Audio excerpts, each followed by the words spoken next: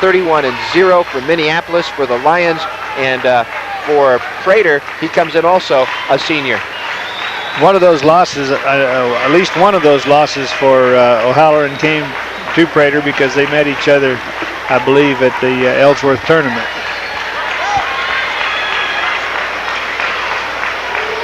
Just underway in this championship matchup at 189 for the Minneapolis Lions. Prater in blue for the Hesston Swathers. O'Halloran in black. Of course, Prater was a place winner here last year, I believe, at this same weight. And he just manhandled O'Halloran into that takedown.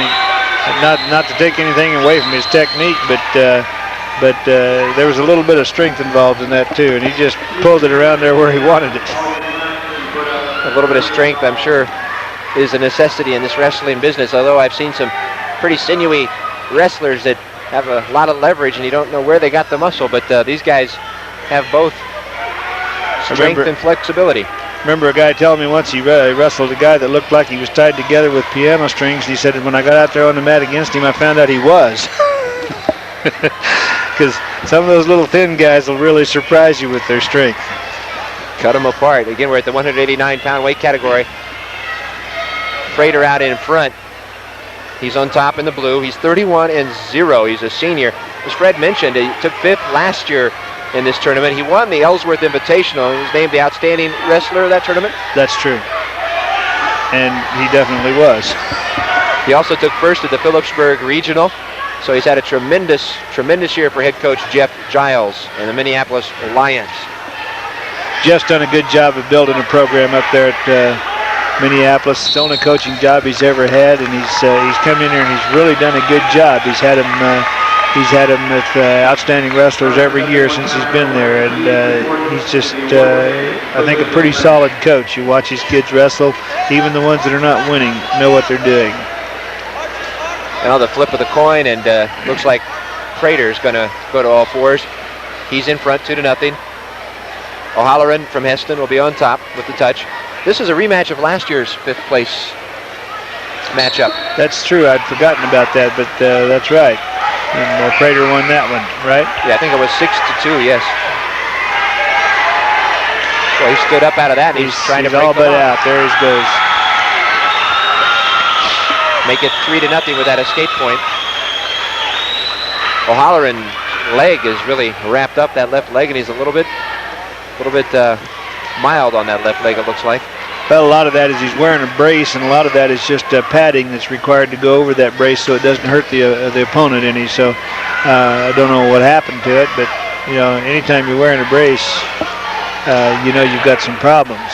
I remember reading an article about Keith O'Halloran. That's right. They said he's coming back from a knee injury sustained in football, so that's probably the reason for the brace. Sure. Well, if you notice, his left foot kind of turns out there. He doesn't turn it forward too much, so he's definitely working at a little bit of a disadvantage. Well, he's down 3-0 with 1:08 left in this second period of the 189 weight class category against an undefeated wrestler. So he must have some tremendous upper body strength if he's had to deal with that left leg all season. Well, you know, the problem with a leg injury, you can never really go full out, and because you never know exactly what it's going to do when you turn on it. Well, Prater showed some strength. Then he just tried to pick up Keith O'Halloran and toss him down. O'Halloran did an excellent job of coming out of that too, because for all practical purposes he was down, but he kept that whizzer in there, sucked his hips out, and came back to his feet. Almost turned it around on Prater. That was a nice shuck. O'Halloran trying to sit out and turn out, can't do it. A couple more points for Prater. He now has a 5-0 lead with 15 seconds left in the second period. Keith O'Halloran came in unranked, but he was first at the Hesston Regional, and this is his 3rd trip to state. 4 seconds and counting. The second period is going to end with Jess Prater, the wrestler in the blue, out in front. Minneapolis wrestler with a lead of 5-0.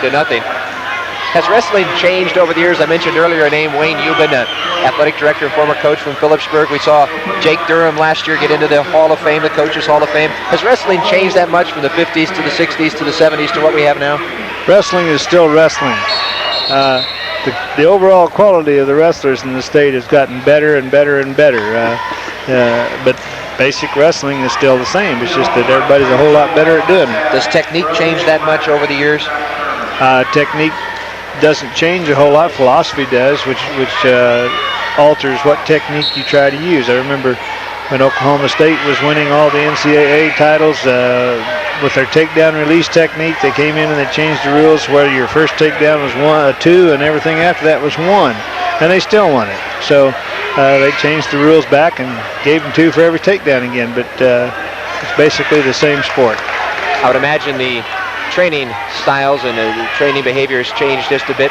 1 point there for Keith O'Halloran from Heston on the escape, but Prater still in control with 1:30 to go.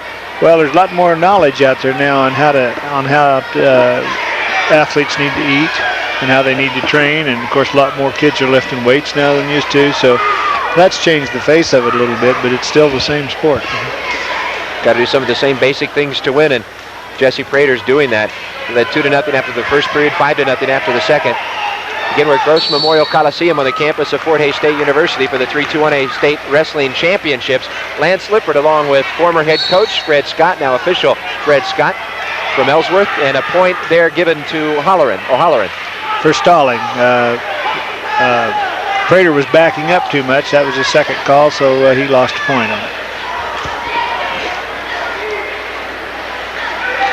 Well, I might want to mention at 160 pounds, we'll pick that up in just a second as this match finishes. We missed that at the weight stand, or the medal Prater's stand. In a good position here if he just go on into it, but he chooses not to. So he's got another stalling call on him. Wow. He was in position. All he had to do was go for it, and he chose not to go for it. And the referee says that's stalling. And basically that's what the rule says. Well, 2 stalling points in a row. It's now 5-3 match with 30 seconds left. And as we've seen, anything can happen. Now Prater scores again. Well, this is the most aggressive we've seen him in this period. He probably knew it was getting a little close. I used to sometimes the best thing that can happen to a boy is a stalling penalty, because then he goes to work and does what he's capable of doing. Well, 5 seconds left and a great season for Keith O'Halloran of Heston, but the championship's going to go to Jesse Prater as the countdown says he's the champion. He stays undefeated, ups his record to 32-0 for the Minneapolis Lions, and for Keith O'Halloran, he finishes with a 19-3 mark. So a great match, a real physical match. Prater has his hands raised, and he's the champion at 189 pounds. This 3-2-1A State Wrestling Tournament in 1993. Gets a hug from his head coach. Let's go to the stand right now. We'll mention these medalists. Again at 160, Criley picked up the win, and I'm going back trying to pick up these schools. We'll find Criley here. Criley from Stockton took 6th at 160. Shaw at 160. As I try to finish this out here, let's see. Shaw from Silver Lake took 5th. Lang from Garden Plain took 4th. Madden took 3rd from Perry. And then at 160 pounds, Tom Schmeidler of Lincoln took 2nd. Tony Rogers, a senior from Caney Valley, the champion. You're seeing the medal stand for 171 pounds. Again, the champion goes to Matt Martin of Eudora. 2nd place goes to Trent Van Eaton. And there's Martin raising his hand as he is the champ at 171 pounds. And if time permits, we'll pick up the other medalist at 171, but we want to preview this, and you see him wave to the crowd. Martin, the champion. We'll pick up the other medalist at 171 if time permits, but we want to get to this set.